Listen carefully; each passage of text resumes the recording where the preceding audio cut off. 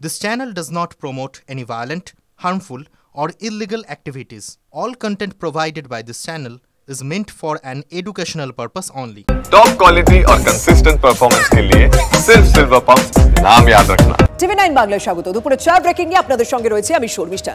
আচ্ছা, মনে আছে তো ভাঙড়ের আইন শৃঙ্খলা নিয়ে কিন্তু বারবার প্রশ্ন ওঠে, যে কারণে ভাঙড়কে কলকাতা পুলিশের আন্ডারে হয় এবং ভাঙড়কে কলকাতা পুলিশের আন্ডারে আনার পরেও আইন শৃঙ্খলা নিয়ে প্রশ্ন বারবার উঠছে, কারণ বেশ কয়েক মাসে মানে গত 2 মাসে বারবার গুলি চালনার ঘটনা ভাঙড়ে। এবার টাকা ছিনতাই করে ব্যবসায়ীকে গুলি করে চম্পট দিল দুষ্কৃতীরা। গতকাল গভীর রাতে উত্তর কাশীপুর থানা এলাকার বেলেদানায় সবজি ব্যবসায়ীকে লক্ষ্য করে গুলি চালানো হয়। আরজিকর হাসপাতালে ভর্তি গুলিবিদ্ধ ব্যবসায়ী গতকাল রাত 1টা নাগাদ গাবতলা বাজারে সবজি কিনতে যাচ্ছিলেন, আর সেই সময় 3 জন দুষ্কৃতী সাদা স্কুটি করে গিয়ে তাকে আটকায়। গুলি করে 16,000 টাকা ছিনতাই করে নিয়ে পালায় দুষ্কৃতীরা, এরকমই অভিযোগ উঠছে। সপ্তাহ দুয়েকের মধ্যে 2 জায়গাতে গুলি চালানোর ঘটনা ঘটল ভাঙড়ে।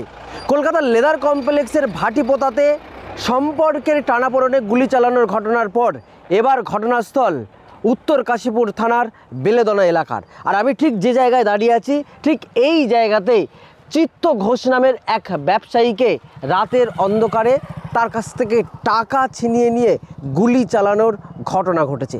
কোথা থেকে আসছে এই বোমা, এই বন্দুক, সেই প্রশ্ন যেমন সাধারণ মানুষের, তেমনি বিধানসভা ভোটের আগে এভাবে গুলি চালানোর ঘটনায় রাজনৈতিক উত্তাপ যথেষ্ট বাড়ছে ভাঙড়ে, তেমনটাই জানাচ্ছেন রাজনৈতিক বিশেষজ্ঞরা। সত্যজিৎ মণ্ডল, TV9 বাংলা, ভাঙড়।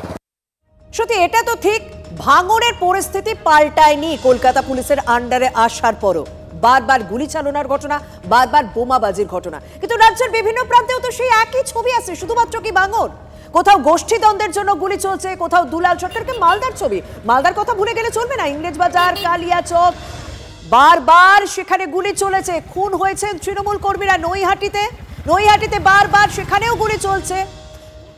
যুবককে গুলি করা হয় ভাঙড়েও, শিউরিতেও সেখানেও আগ্নেয়াস্ত্র হাতে রীতিমতো দাপাদাপি চলে। তৃণমূল নেতাকে গুলি করা হয়, বজবজের ছবি। কারণ কয়েকদিন আগে আমরা এই ছবিও দেখেছি যে খেলার অনুষ্ঠানেও গুলি চালানো হচ্ছে শুধুমাত্র মজার জন্য। এত গুলি, এত বোমা আসছে কোথা থেকে এবং রাজ্যের বিভিন্ন প্রান্তে এই দুষ্কৃতী তাণ্ডব কিভাবে চলছে? ভাঙড় তার মধ্যে অন্যথা নয়, ভাঙড়েও বারবার সেই একই ঘটনা। কিন্তু যে ব্যবসায়ীকে লক্ষ্য করে গুলি চালানো হলো, সেই ব্যবসায়ীর স্ত্রী এবং প্রতিবেশী কি বলছেন শুনুন। শত্রুতা ছিল এর আগে বা কেউ? শত্রু তো অনেক আছে, কার নাম করবো আন্দাজে? সবজি ব্যবসা করে? হ্যাঁ। কোন জমি জায়গা নিয়ে কোনো দ্বন্দ্ব বা এরকম? সে তো জমি জায়গা থাকলে ঝামেলা হবে, সে তো হতেই পারে। 3-4 রাউন্ড গুলি করেছে, হাতে লেগেছে, এরকম জায়গায় লেগেছে। এখন আরজিকরে ভর্তি আছে। কাছে কিরকম টাকা থাকতে পারে মনে করছেন? সবজি 8-10 হাজার। মনে আছে দত্তপুকুরের একটা ঘটনা আমরা বারবার আপনাদের সামনে তুলে ধরেছি, যে মুন্ডহীন দেহ উদ্ধার হলো। সেই মুন্ডুর খোঁজ কিন্তু এখনো পাওয়া যায়নি। শেষ পর্যন্ত পুলিশ কি করে, হাতে আঁকা ট্যাটু দেখে তারা তদন্ত শুরু করে এবং সেই তদন্তে বেশ কয়েকজনকে আটকও করা হয়েছে, তাদেরকে আদালতে পেশ করা হয়েছে। এবং এই মুহূর্তে যা খবর রয়েছে, মৃতের বান্ধবী সোফিয়া, সেই মৃতের বান্ধবী সোফিয়াকে আগেই গ্রেপ্তার করেছিল পুলিশ, তারপর ইতিমধ্যে ফরেনসিকে পাঠালো পুলিশ। তদন্তকারীদের প্রাথমিক অনুমান সোফিয়ার স্বামী জলিলি খুন করে মুন্ডু নিয়ে বেপাত্তা। ঘটনার দিন সকালবেলা বামুনগাছি স্টেশন থেকে বেরিয়ে যাওয়ার খবর পেয়েছে পুলিশ, কারণ সিসি ক্যামেরা ফুটেজ দেখে তারা তদন্ত করবে। তার মানে বামুনগাছি স্টেশনের সিসি ক্যামেরা ফুটেজ দেখে পুলিশ জানতে পেরেছে জলিলকে সেখানে দেখা গিয়েছে। কলকাতা স্টেশন থেকে ট্রেন ধরার জন্য অপেক্ষা করতেও দেখা গিয়েছে সিসি ক্যামেরা ফুটেজে। তারপর থেকে খোঁজ নেই জলিলের।